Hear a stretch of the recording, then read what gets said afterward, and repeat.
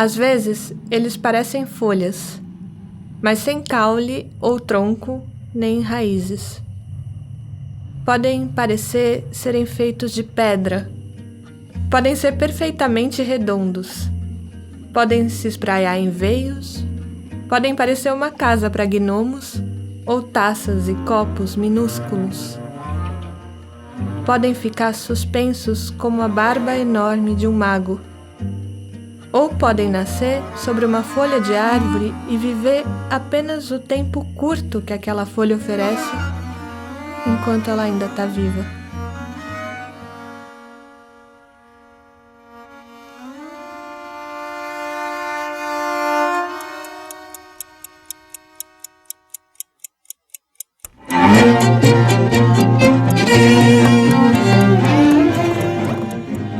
Você está ouvindo 20 Mil Léguas, o podcast de ciências e livros. Eu sou a Sofia Nestrovski. E eu sou a Leda Cartoon. 20 Mil Léguas é um podcast da Megafauna, Livros no Centro, e conta com o apoio do Instituto Serra Pilheira.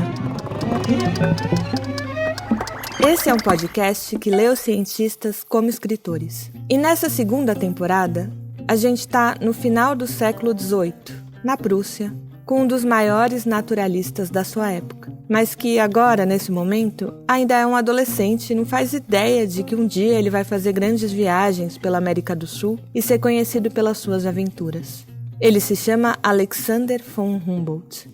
No episódio da semana passada, o episódio 3, você ouviu sobre as relações experimentais do Humboldt, sobre os salões que ele frequentava em Berlim, sobre o grupo de poetas e filósofos de que o Humboldt fazia parte. E ouviu também sobre o interesse que eles tinham pelas plantas criptogâmicas, as plantas que não têm um órgão reprodutor visível e que por isso se reproduzem secretamente, clandestinamente.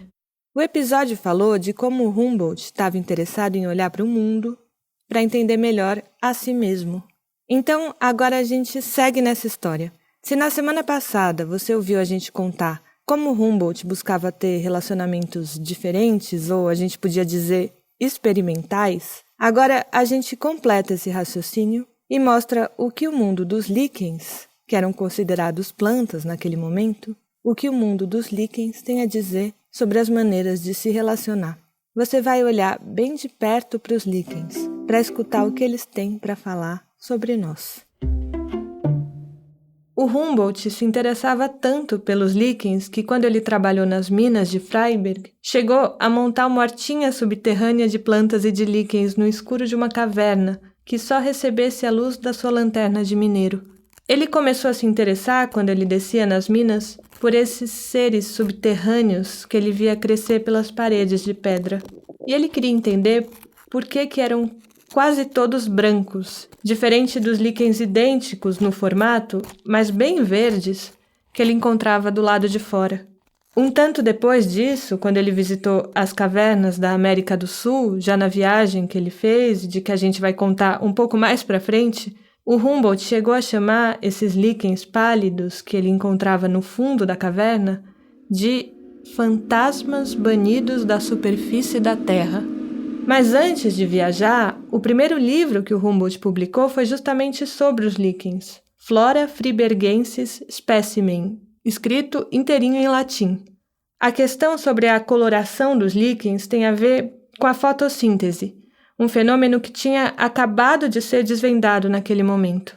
O oxigênio tinha acabado de ser descoberto quase ao mesmo tempo por um inglês e um francês, Joseph Priestley e Antoine Lavoisier.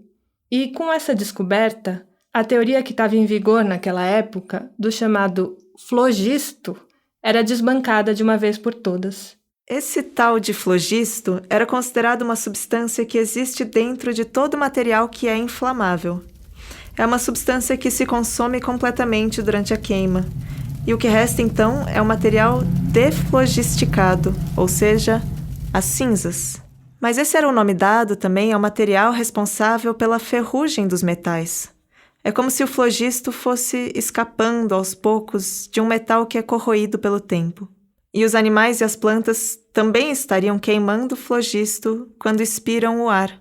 Quando um intelectual mexicano chamado Andrés Manuel del Rio que se encontrava então na Europa, entregou para Humboldt o recém-publicado Tratado Elementar, do Lavoisier, que tinha saído em 1789, a ideia de que existe uma substância chamada oxigênio se mostrou pela primeira vez para o Humboldt. E ele logo entendeu que era uma explicação para a combustão muito mais plausível do que a do flogisto. Ele ficou arrebatado. Ele leu o livro 3 vezes de cabo a rabo e disse que provocou uma revolução completa no seu pensamento. E então ele começou a olhar ao redor dele de uma maneira diferente. E reparando nos líquens subterrâneos, uma hora ele notou que alguns desses líquens, não muitos, mas alguns, não eram brancos. Eram verdes, bem verdes, como aqueles líquens que ele encontrava do lado de fora das minas. Um deles, escreveu Humboldt, era muito elegante, misteriosamente verde como a grama, sem nunca ter sido exposto a um único raio de sol. Ele anotou nos seus cadernos que a coloração devia ser provocada por essa substância recém-nomeada, oxigênio. A conclusão não estava bem certa, mas a gente não quis contar essa história pela conclusão que o Humboldt tirou dela, mas sim pelo que a gente pode enxergar aqui. Os líquens verdes que ele observou, na verdade, faziam fotossíntese pela luz da lanterna de minerador que o Humboldt carregava. Então, o que o Humboldt estava, na verdade, notando é que a ação humana tem efeito direto sobre os outros seres. E isso ele iria entender mais tarde, iria observar numa amplitude muito maior. Essa seria uma das colocações importantes do Humboldt na história da ciência na Europa. Como a ação humana interfere na natureza e pode muitas vezes reestruturar ambientes naturais inteiros. Isso ainda não era claro naquele momento. O quanto que a interferência humana era, de fato, uma intervenção definitiva e não tinha um caráter simplesmente provisório ou superficial. Pode ser estranho falar isso agora, quando a gente vê como a ação humana está transformando radicalmente os ambientes naturais e, em consequência, as vidas de todos os seres do planeta. Mas naquele momento, essas eram coisas que estavam começando a ser percebidas. E a gente quis contar essa história também por causa do papel desse naturalista mexicano, o Andrés Manuel del Rio, que trouxe para esse barão da Prússia a chave intelectual para ele entender o que estava à volta dele. E não seria a última vez que um latino-americano entregaria de bandeja uma resposta para as inquietações do Humboldt. E por fim, a gente quis contar essa história sobre o flogisto e o oxigênio para você ter uma noção de como esse mundo era diferente do nosso mundo. E que não faz tanto tempo, a ideia de oxigênio era uma novidade. A gente está falando aqui de coisas antigas e que já não são mais tão relevantes para a ciência hoje, como o flogisto. Mas elas têm um encanto próprio justamente por serem antigas, por nos colocarem num estado imaginativo.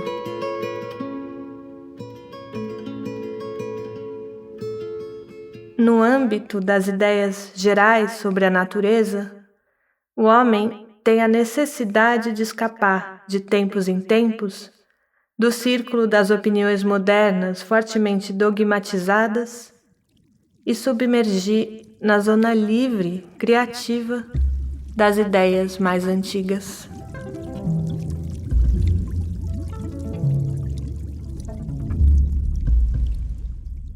Às vezes eles parecem folhas, mas sem caule ou tronco nem raízes. Podem crescer em círculos como anéis. Podem despontar para cima da terra. Ou crescer em muros, bancos, troncos de árvore. Podem ser verdes, laranjas, tão laranjas que parece que brilham no escuro. Ou brancos e ramificados como o esqueleto bem fino de um fantasma. Ou podem ser manchas amarelas. Os líquens vivem espalhados por quase toda a superfície. Não dispensam nem mesmo os grãos de areia do deserto para se atracar. Eles podem ser pequenos ou enormes, e eles são capazes de sobreviver nas condições mais adversas. Eles estão em lugares onde nenhum outro ser resiste, e são as primeiras formas de vida que aparecem quando um vulcão cria uma nova ilha no meio do oceano. Eles foram, inclusive, enviados para o espaço. E então se descobriu que os líquens sobrevivem até mesmo fora do planeta. Na Terra, tudo somado, eles compõem quase 8% da superfície, o que é mais do que a área total de cobertura das florestas tropicais, nas quais, inclusive, eles também estão presentes. Procure líquens à sua volta e é bem provável que você encontre. E mesmo assim, a gente sabe tão pouco sobre eles. Antes do advento da microscopia, antes da invenção do microscópio, não se sabia o que era o líquen. Essa é a voz da Marcela Cáceres, professora da Universidade Federal do Pernambuco e da Universidade Federal de Sergipe. Ela é sergipana, mas se tornou especialista nos líquens da Amazônia. Estamos preparando agora a lista de espécies de líquens do Brasil e tem cerca de 4.000 espécies de líquens no Brasil todo.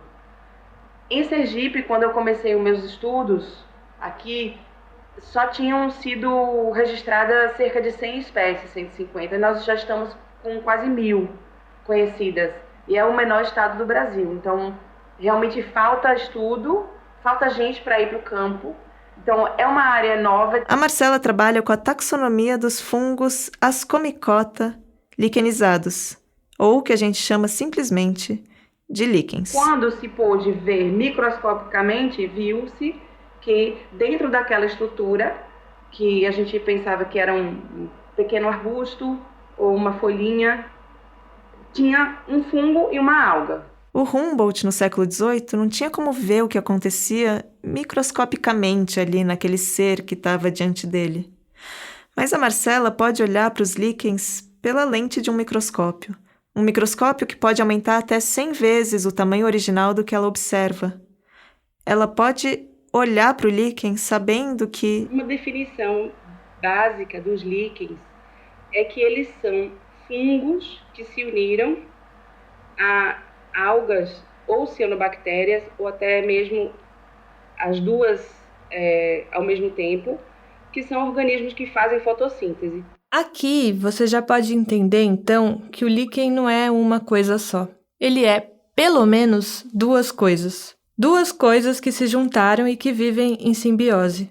E eu estou usando essa palavra, simbiose, não é à toa, porque, na verdade, ela foi cunhada no final do século XIX, justamente para descrever essa união que existe dentro do líquen, essa associação, essa relação mútua entre um fungo e uma alga. Então, o que se descobriu naquele finalzinho do século XIX, já quase 20 anos depois do Humboldt ter morrido, por um botânico suíço chamado Schwendener, é que o líquen não era um único organismo, como se acreditava até aquele momento, mas que ele era essa simbiose entre duas entidades bem diferentes uma da outra.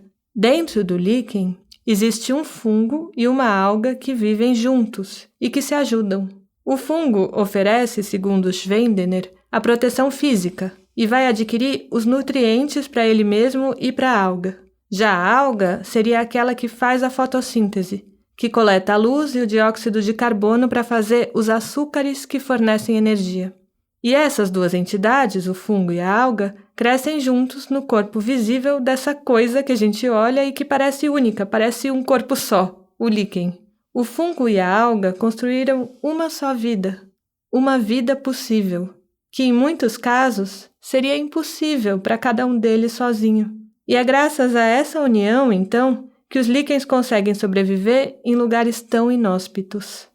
Um estudo recente mesmo, feito em 2016, na Universidade de Alberta, no Canadá, e publicado na revista Science, mostrou mais ainda e mudou de novo o conceito do que é um líquen. O que descobriram é que, na verdade, o líquen é ainda mais do que duas coisas vivendo em simbiose. Tem uma terceira coisa que faz parte dessa entidade líquen. Além do fungo principal e da alga, tem também um outro fungo, um fungo secundário. E além desses três, tem ainda outros micro-organismos e bactérias.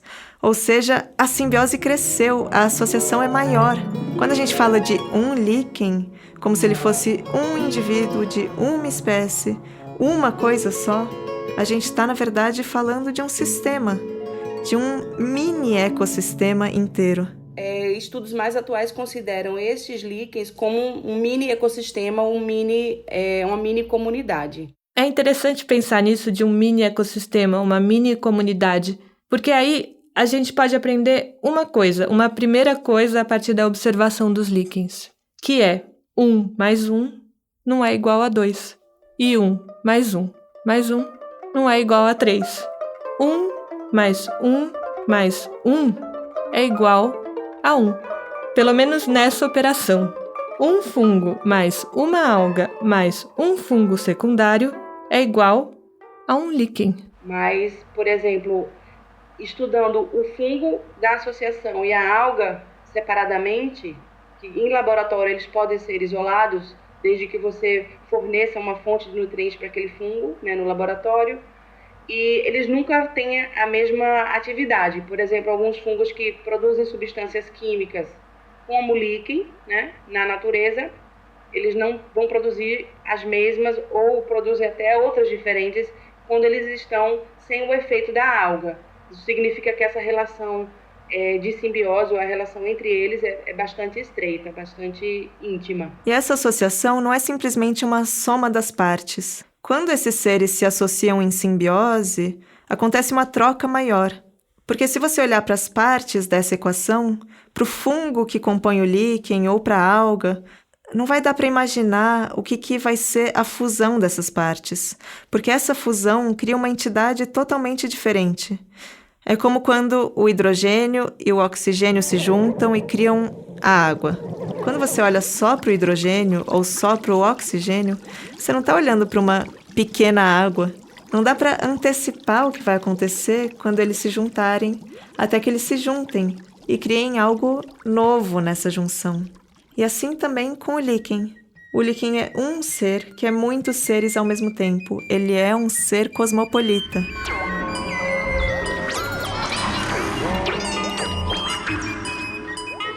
Num livro recente sobre fungos, chamado A Trama da Vida, Como os Fungos Constroem o Mundo, que saiu no Brasil pela editora Fósforo em parceria com a editora Ubu, o autor Merlin Sheldrake dedica um capítulo inteiro só aos líquens. Ele diz que os líquens forçam a gente a pensar para além de um modelo binário rígido. Eles colocam para a gente uma grande pergunta sobre o que é a identidade e, principalmente com os líquens, a gente é levado a perguntar o que é um indivíduo. Olhando para os líquens, de repente a questão recai sobre nós mesmos. Será que eu sou um indivíduo? Você é? Então, já que, como escreveu Goethe, não existe dentro e fora, já que todo o conhecimento do mundo é uma maneira de se conhecer, toda vez que eu falar a palavra líquen, a partir de agora, você pode entender que eu estou falando a palavra você, que eu estou falando o seu nome. E o contrário também vale, e é mais engraçado. Quando você pensar em si mesma ou em si mesmo, pensa num líquen. E então, onde que começa um líquen e termina outro? Quando eu falo de um líquen, eu estou falando de um organismo que se juntou a outro e a outro e que deu origem a um ecossistema. Mas também é o contrário. É um ecossistema inteiro que foi compactado num só organismo. Agora, como é que eu posso dizer que o líquen é uma coisa só? Todo líquen é um indivíduo? Ou será que as partes que constituem o líquen é que são indivíduos? Ou será que é os dois? Ou nenhum? No nosso organismo também temos outros micro-organismos que vivem em simbiose com a gente. Temos a nossa flora intestinal, que são as bactérias que estão contribuindo com a nossa digestão. Temos a flora vaginal, que são outros micro-organismos, não só bactérias, mas fungos, que também convivem no nosso corpo. E outros organismos também, como animais que vivem em simbiose com outros micro-organismos. Se a gente pensa em outros animais que também têm no seu trato digestivo outros fungos e outras bactérias, é a mesma relação simbiótica de convivência e de sobrevivência entre eles. Por exemplo, uma vaca. A entidade que a gente está chamando de vaca, esse organismo, a vaca, tem um ecossistema complexo dentro do seu estômago. Uma comunidade de bactérias que digerem celulose, de fungos anaeróbios capazes de respirar na ausência de oxigênio, entre outros micro-organismos. E isso não é pontual, isso não é um pequeno acidente que aconteceu dentro do estômago da vaca. Não, isso é o que define a fisiologia da vaca, que é capaz de digerir as plantas. Ela não seria uma vaca se ela não tivesse essa comunidade vivendo dentro dela. E o que dizer de mim? E de você, se no meu corpo, tanto como no seu, só uma parte das células são humanas? Algo entre 50% ou 90% das células que a gente carrega são de micro-organismos que vivem com a gente, que vivem dentro da gente. Cada intestino humano entrou em parceria com mais de 150 espécies diferentes de bactérias. E a espécie humana mantém mais de 1.000 grupos principais de bactérias dentro do seu microbioma intestinal. A gente sequer é capaz de digerir completamente o leite materno. Alguns dos açúcares que estão presentes no leite materno servem, na verdade, de alimento para as bifidobactérias, uma das bactérias mais comuns no trato digestivo de muitos dos mamíferos. Isso porque eu só estou falando do intestino, que é onde está concentrada a maior comunidade que vive dentro de você. Mas tem também simbiontes. Simbiontes são os componentes da simbiose. Tem também simbiontes nas suas vias respiratórias, na sua pele, na sua boca, no seu umbigo. O seu corpo também é uma casa para outros corpos. A vida é feita de seres em relação, seres que vão se aninhando uns nos outros.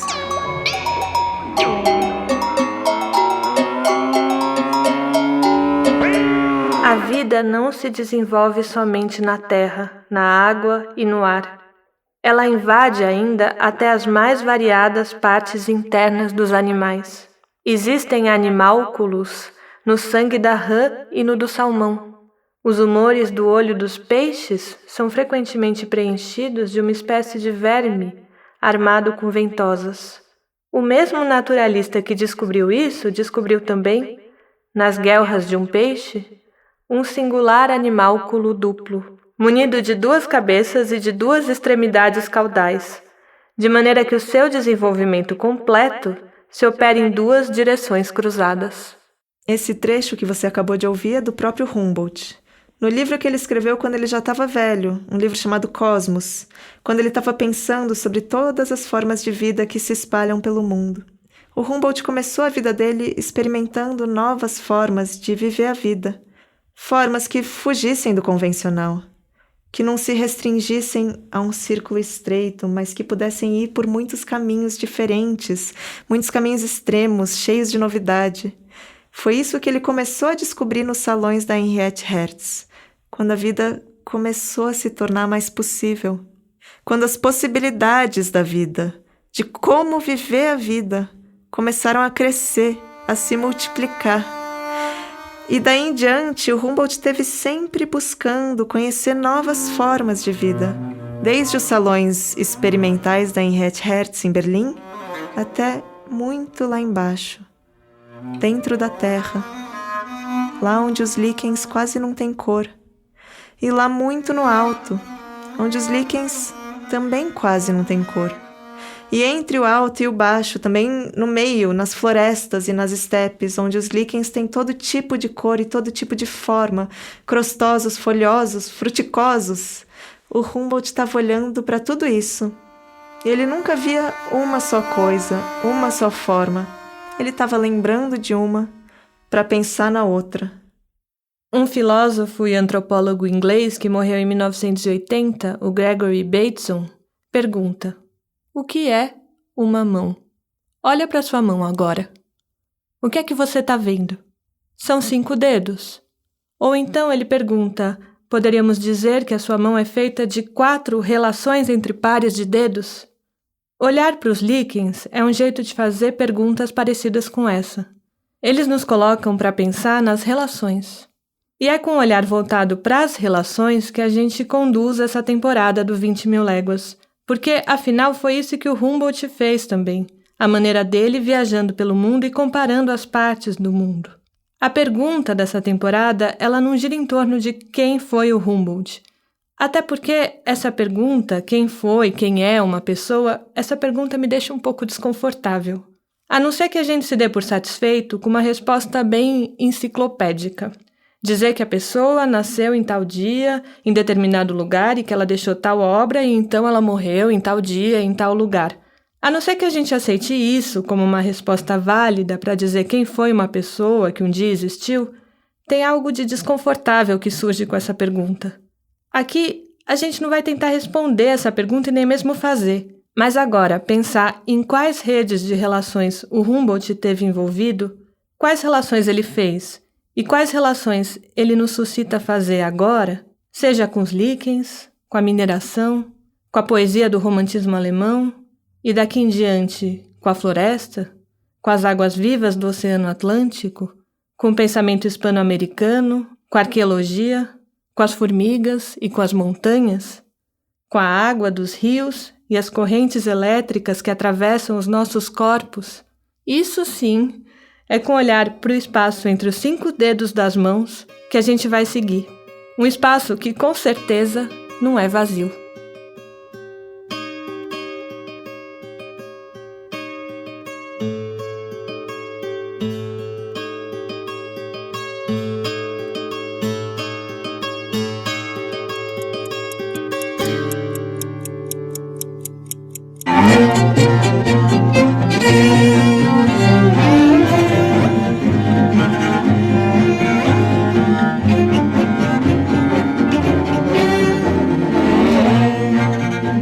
Esse foi o 4º episódio da 2ª temporada de 20 Mil Léguas. A entrevistada que você ouviu é a Marcela Cáceres.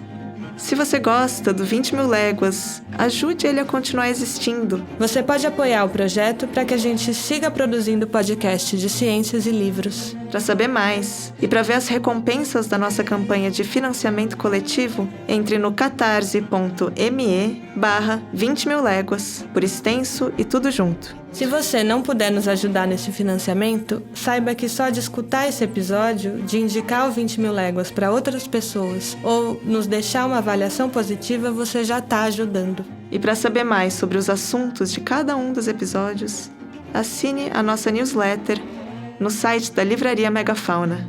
Na newsletter você encontra a nossa bibliografia, curiosidades e indicações de leitura. A 2ª temporada do 20 Mil Léguas é realizada pela Livraria Megafauna, Livros no Centro, e conta com o apoio do Instituto Serra Pilheira. Idealização e direção geral, Fernanda Diamante. Concepção, pesquisa, roteiro e apresentação, Leda Cartoon e Sofia Nestrovski. Todas as traduções de trechos citados são nossas, exceto nos casos já indicados nos episódios. Coordenação geral, Irene Buarque de Holanda. Trilha original, mixagem e edição de som, Fred Ferreira. Masterização, Tuta Macedo. Esse episódio foi gravado no estúdio Tiranossom. Direção de leitura, Márcia Faria. Projeto gráfico e identidade visual, Flávia Castanheira. A partir de ilustrações do Alexander von Humboldt e dos seus colaboradores. Assistência de pesquisa e newsletters, Gabriel Joppert e Lourenço Fernandes. Revisão técnica dos roteiros, Flávia Natércia da Silva Medeiros. Colaboração, Maíra Pereira e Rita Palmeira. E consultoria em captação de recursos, Christopher Matti. Transcrição da entrevista, Maria Stockler Carvalhosa. A gente agradece especialmente ao Luiz Frias pelo apoio ao projeto.